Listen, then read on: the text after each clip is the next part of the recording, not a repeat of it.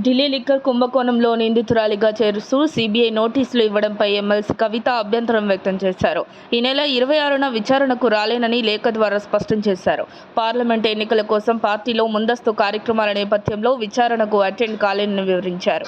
ఈ సందర్భంగా నోటీసుల విషయమై కీలక అంశాన్ని ప్రస్తావించారు. గతంలో సెక్షన్ 160 నోటీసులకు 41A నోటీసు పూర్తి విరుద్ధంగా ఉంది. సెక్షన్ 41A కింద ఏ పరిస్థితుల్లో నోటీసులు ఇచ్చారో స్పష్టత కొరవడింది. ఎన్నికల సమయంలో నోటీసులు ఇవ్వడం అనేక ప్రశ్నలకు తావిస్తోందని సందేహం వ్యక్తం చేశారు. నా ప్రజాస్వామిక రాజ్యాంగ హక్కులకు భంగం కలిగిస్తోంది.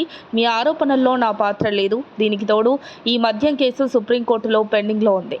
ఈడీ నోటీసులపై నేను సుప్రీంకోర్టును ఆశ్రయించా. ప్రస్తుతం ఆ కేసు సుప్రీంకోర్టులో పెండింగ్లో ఉండడంతో నన్ను విచారణకు పిలవబోమని అదనపు సొలిసిటర్ జనరల్ చెప్పారని లేఖలో కవిత గుర్తు చేశారు.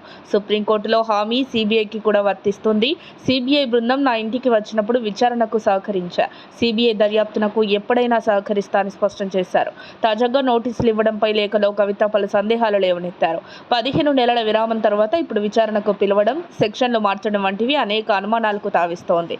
పార్లమెంటు ఎన్నికల దృష్ట్యా మా పార్టీ కొన్ని బాధ్యతలు అప్పగించింది.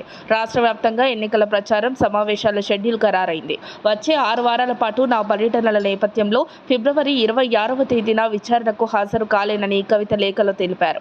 ఇక విచారణకు వర్చువల్గా అందుబాటులో ఉంటానని పేర్కొన్నారు. ఢిల్లీ మద్యం కుంభకోణంలో కేసును సీబీఐ త్వరగా ముగించాలని చూస్తోంది. ఈ కేసులో త్వరలోనే కేజ్రీవాల్ను అరెస్టు చేయనున్నట్లు వార్తలు వస్తున్నాయి. ఆయనతో పాటు కవితను కూడా అరెస్టు చేస్తారని ప్రచారం జరుగుతోంది. పార్లమెంట్ ఎన్నికల సమయంలో విపక్షాలను కేంద్ర ప్రభుత్వం అదుపులోకి తీసుకునేందుకు ఈ చర్యకు పాల్పడుతున్నట్లు సమాచారం.